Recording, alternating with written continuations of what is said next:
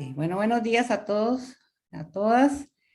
Bueno, esta presentación que yo les voy a hacer es como, digamos, una segunda parte del trabajo que estamos haciendo Mariano y yo en este mismo eje, que tiene que ver con ese, digamos, con abrir ese espacio de diálogo entre comunidades e instituciones. Es como un esfuerzo que estamos haciendo desde nuestro proyecto, ¿verdad? De que estamos trabajando en equipo, ¿verdad? Y de UCREA, ¿verdad? Y del CIAM, de conflictos interétnicos en el Cantón de Buenos Aires. Y tiene que ver, vamos a ver acá, con varias preguntas derivadas justamente de estas primeras actividades que nos reseñaba ahora Mariano. Es importante partir y tomar en cuenta estas últimas elementos que nos plantea Mariano con respecto al diagnóstico, ¿verdad?, de la situación, de las limitaciones que sean planteadas en relación con las instituciones y la actuación institucional. Y aquí yo quisiera retomar algunos otros aspectos que nosotros concluíamos en relación con ese trabajo de campo que ya hicimos. Y uno es justamente, bueno, se señalan varias cosas y yo aquí quiero destacar algunos de los, digamos, aspectos de diagnóstico que están contemplados ya en el diagnóstico que hizo este gobierno para la construcción de la política pública, que es un documento bastante valioso, ¿verdad? En ese documento ya se reconoce que las instituciones públicas carecen de recursos financieros y humanos para llevar a cabo, digamos, sus planes y programas, que ellos plantean que existe una débil rectoría en materia indígena y que los programas y proyectos no tienen enfoque intercultural ni de género y que además falta una coordinación interinstitucional, que es parte de lo que ya planteaba Mariano. Nosotros hablamos también a ese nivel de que existe un desencuentro entre las instituciones y la población, los territorios, cuando se trata de acciones y de soluciones a la situación que viven en este momento los pueblos y territorios indígenas. Que existe también, que la condición de pobreza es el criterio con el que se rige en este momento también prácticamente la acción institucional, y que hay limitaciones muy serias a las instituciones por la obligación de coordinar que tienen directamente o de canalizar digamos, los servicios y recursos públicos a través de las ADIs, fundamentalmente. Y que también hay una dificultad, señalan ellas, para saber quién es indígena, ¿verdad? Y cómo se define. Y también encontrábamos nosotros grandes dificultades en términos de una serie de estereotipos y de prejuicios que todavía se hacen presentes en las, digamos, en la visión o en las opiniones que poseen algunos o que expresan algunos funcionarios. Entonces, nosotros siempre de cara a unas actividades que nos hacen falta, a un taller en el que tenemos que hacer devolución y que tenemos que trabajar un poco más y que se vio interrumpido con todo este tema de la pandemia, ¿verdad? Pensamos en ampliar el trabajo, ¿verdad? De análisis y de indagación, complementando con un análisis un poco más amplio a nivel documental para identificar el marco normativo fundamentalmente programático que rige la acción institucional pública, considerando o identificando precisamente el peso de ese mandato, ¿verdad?, en el trabajo de las instituciones, y una caracterización además de la coyuntura actual de los territorios de Buenos Aires como un espacio de demandas y propuestas indígenas hacia las instituciones del Estado. Y entonces, ¿qué implicaciones tiene esa coyuntura, ¿verdad? Esa situación que se está viviendo, ¿de qué manera presiona a las instituciones públicas y qué están haciendo ellas con respecto a esto. Bueno, en relación con este marco institucional, nosotros tenemos ya bastante materiales, ¿verdad? No se trata de entrar en profundidad a leyes, decretos y directrices, sino por lo menos dimensionar cuál es el peso, ¿verdad?, de toda esa normativa y trabajar fundamentalmente también en una recopilación y en una visión de conjunto de todo ese peso también de planes, programas y toda esa producción que están haciendo las instituciones y que han hecho las instituciones públicas con respecto a la generación de planes, programas, proyectos, normas internas, materiales, documentos, que en conjunto decimos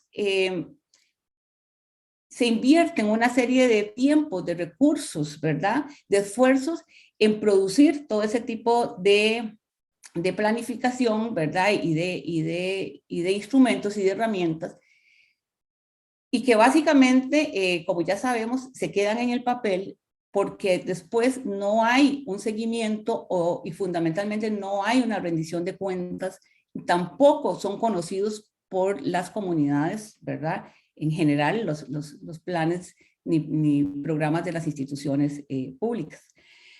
Aquí les presento una imagen que es ilustrativa sobre esta recopilación que hemos hecho. Esto tiene que ver básicamente con los decretos ejecutivos que han hecho los últimos, qué sé yo, 9 administraciones de gobierno. Y tenemos, porque el Estado costarricense, fundamentalmente a nivel jurídico, la forma que ha tenido o que ha optado para implementar los derechos indígenas ha sido el decreto ejecutivo, ¿verdad? Entonces tenemos unas pocas leyes y como 9 creo que hay en ese momento, hay 45 decretos ejecutivos a través del tiempo. Pero aquí a mí lo que me interesa mostrar es cómo las que están en amarillo, que corresponden a las últimas 2 administraciones PAC, representan más o menos 12 decretos ejecutivos, y esto es digamos, es un peso importante que tienen que atender las instituciones, ¿verdad? Tienen que responder a ese conjunto de decretos. Posiblemente muchos de los funcionarios y funcionarias desconocen digamos, este mandato que en este momento presiona la elaboración, digamos, de sus planes y programas y proyectos, pero que están ahí y que serán además, tendrán que ser atendidos en los próximos años por las instituciones públicas y que se supone ellas tendrían que estar respondiendo ya a esto. En relación con los planes nacionales, nosotros dentro de los planes hicimos una revisión y hay algo que nos parece importante porque es como decir parte de la genética, ¿verdad?, del trabajo institucional, y es que todos los planes sin excepción, incluyendo el actual de gobierno de los últimos 40 años, construyen al indígena, ¿verdad?, y a las poblaciones indígenas como personas vulnerables, especiales, en riesgo, pobres. O sea, los indígenas son construidos en el lugar, digamos, de la carencia, ¿verdad? Son los necesitados, son objeto, por lo tanto, de protección, y se contemplan sus derechos fundamentalmente desde una perspectiva individual. Eso significa que la relación Estado-pueblos indígenas ni siquiera se plantea a este nivel, o sea, no es una visión en donde el Estado reconozca la condición de pueblos y de los derechos colectivos de estos pueblos, ¿verdad? Eso está, entonces, aparece en todos los planes nacionales, aunque, como lo decía Mariano, en el plan de Luis Guillermo Solís, en el anterior, hay dentro del apartado de población en riesgo, vulnerable, pobre, ¿verdad? Que está con necesidades especiales, hay sí un apartado específico que tiene que ver con pueblos indígenas y que hace ese reconocimiento. Esto, recordemos que James Anaya ya hacía digamos, esa recomendación al Estado de que tenía que empezar por reconocer sus falencias, lo que no había cumplido con los pueblos indígenas para poder empezar a construir confianza con ellos. Esto en el marco del tema de la liquidez. Sin embargo, aquí a nosotros nos va a interesar fundamentalmente lo que podamos revisar también en los planes más específicos, que hay varios planes regionales, sectoriales y proyectos específicos de las instituciones, ¿verdad? Que todo eso, como les decía, representa un gran volumen de trabajo, de esfuerzo y de tiempo, y que nosotros pensamos que también cuando las instituciones y cuando los funcionarios hablan de que sí se están haciendo muchas cosas en los territorios, parte de ese esfuerzo posiblemente sea una percepción que tiene que ver con todo este trabajo que ellos realizan a este nivel, ¿verdad? De planificación que finalmente las comunidades desconocen porque están desinformados, porque además las comunidades lo que esperan son los resultados, ¿verdad? No los planes y los diagnósticos. Entonces, sí nosotros estamos pensando que esto es importante, trabajar un poco para hacer un diálogo con las instituciones en ese sentido. Bueno, aquí hay una cosa que también lo decía Mariano, hay un plan nacional para pueblos indígenas elaborado 10 años después de la aprobación del 169 y 20 años, y hace 20 años de ese plan. Y sin embargo, lo que este plan planteaba en su momento, en el 2002, está prácticamente intocado, o sea, no estamos en la misma situación, es como una bicicleta estacionaria en lo que nosotros podríamos ver a las instituciones. Y este plan, aunque es interesante porque es un plan en el que participan los pueblos, digamos, representantes indígenas en la elaboración de este plan, introduce el concepto de territorio en lugar de reserva, habla justamente de esa visión de vulnerabilidad con el que se trata la población en planes anteriores, presenta datos de la situación de los pueblos indígenas que son similares a los que tenemos ahora, digamos, contempla el tema de las tierras, ¿verdad? Propone una política, y eso es algo constante también en las demandas de los pueblos y organizaciones indígenas, de las políticas públicas, ¿verdad? Pero políticas públicas que contemplen los derechos duros, digamos, los derechos a la identidad, los derechos a la tierra o al territorio, los derechos a la autonomía, ¿verdad? Sin embargo, este plan, y eso es parte de lo que nosotros queremos analizar como parte de las falencias que tenemos a nivel de la institucionalidad pública, coloca el éxito operativo de este plan, y esto va a seguir sucediendo, en la capacidad de las ADIs y de las instituciones del Estado, que además la ADI es otra institución, digamos, estatal, para el éxito de las acciones. Entonces, además de hacer, digamos, de ampliar en ese ámbito, ¿verdad?, normativo institucional y cuánto puede estar pesando, ¿verdad?, en el trabajo de las instituciones, queremos también trabajar la coyuntura, porque sobre todo en el Cantón de Buenos Aires, hace 10 años ya, en el 2010, se abre una coyuntura que mantiene vigencia, o sea, que está todavía abierta, y esa coyuntura es abierta por la confluencia de varias luchas, por lo menos tres grandes luchas de los pueblos indígenas, y esto tenemos que decirlo también, que responden a una agenda indígena, ¿verdad? Que fue la lucha contra el PHDX, que involucra varios territorios, fundamentalmente el de Terror, la lucha por el proyecto de ley de autonomía, y ya a ese nivel, después de 25 años, por lo menos a que sea votado,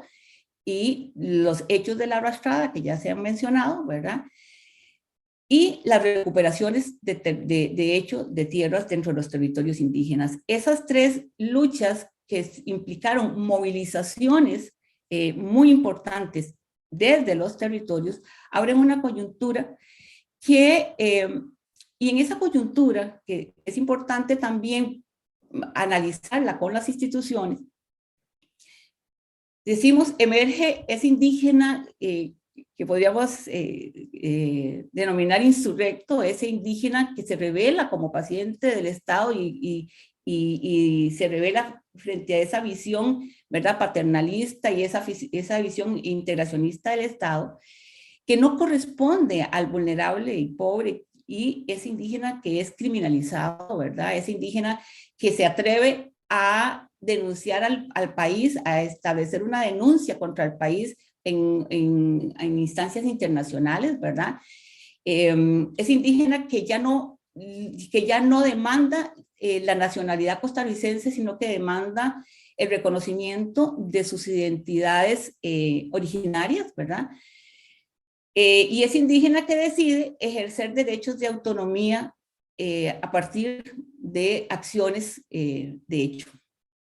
Es indígena, eso es un indígena que las instituciones desconocen, ¿verdad? Hasta ese momento, aunque sean las mismas personas que han visto repetidamente y por años tocando sus puertas. En ese sentido, también esa es una coyuntura que agudiza el contexto de violencia, ¿verdad? De enfrentamientos y de odio hacia las poblaciones indígenas, y que también presiona una actuación de las instituciones para detener esas agresiones y para evitar, digamos, la más violencia y la impunidad, cosa que tampoco sucede, ¿verdad? Que sabemos que eso no ha podido atenderse como corresponde. Y surgen también nuevas dinámicas territoriales y nuevas estructuras comunitarias que exigen reconocimiento como institucionalidad comunitaria, con nuevas agendas y con nuevas formas, digamos, de relacionamiento con el Estado. Todo esto Cindy, nos es quedan 4 parte, minutos. ok, todo esto está presionando la actuación de las instituciones, está presionando el cumplimiento, ¿verdad? La operatividad, la eficacia, digamos, de las instituciones. Sin embargo, y por eso hablamos de que se da como una implosión, ¿verdad? O sea, es algo en donde las instituciones no responden, no están respondiendo, se están quedando cortas, no es suficiente con los subsidios del IMAS, ¿verdad? Y aquí entonces, como les decía, se rebotan cosas como estas, como el criterio de la Sala Constitucional en relación con las ADIs, ¿verdad? Que se torna cada vez más difícil de atender por parte de las instituciones y que tiene un gran costo político también, incluso del trabajo para ellas en cuanto a su viabilidad y sus posibilidades de diálogo y de trabajo con las comunidades. También, se hacen muy evidentes las falencias institucionales, ¿verdad?, que son objeto de constantes denuncias públicas por parte de los liderazgos indígenas, y aparecen otras complejidades para las instituciones, como el saber quién es indígena, cuando hay diferentes actores que reclaman la potestad de certificarlo, ya que las ADIs, que los consejos de mayores, no tanto en Terra, está resuelto de alguna forma, digamos, con la base de datos, pero sí sucede en Salitre y sí sucede en los demás territorios. Incluso hay organizaciones de indígenas, por ejemplo, fuera del territorio, que reclaman también o que dicen poder certificar quién es indígena, ¿verdad? Porque tienen algunos mayores dentro de su filiación. Y bueno, entonces, se plantean aquí, ¿verdad?, como otras preguntas, ¿verdad? Nos lleva también a otras preguntas, y por dónde, o sea, por dónde trabajar, aunar esfuerzos para pues buscar salidas, digamos, a esta situación. Y ahí decimos, bueno, ahí pueden haber varias cosas que, y es algo que nosotros no tenemos la solución, es algo que hay que trabajar y que algunas de las recomendaciones esperamos que salgan de unas actividades que nos faltan, de unos talleres y unas puestas en común que nos faltan, tanto con las instituciones como con las comunidades, ¿verdad? Y que pienso que podría, que es importante lo que, algunas de las recomendaciones que ya han hecho, por ejemplo, o que han planteado en general los defensores de los derechos indígenas que nos han visitado dos en la última década, justamente en razón de esta coyuntura que estamos viviendo. Y James Anaya habla de construir confianza, ¿verdad? De dar información, de ser transparentes, de rendir cuentas, ¿verdad? De reconocer que no lo hemos hecho bien, que el Estado no lo ha hecho, ¿verdad? Que no ha hecho la tarea. Don Francisco Calizay, que habla de un pacto entre el Estado y los pueblos indígenas, o sea, a partir de, ahora sí, de una institucionalización como debe darse del convenio 169, por ejemplo, y otros, las declaraciones y otros instrumentos. Y los pueblos indígenas que están, pues, su demanda es que el Estado y las instituciones tienen que regirse por los compromisos ya existentes y respetar los derechos que tienen como pueblos. Muy bien, ahí estamos, ya ahí terminamos. Muchas gracias.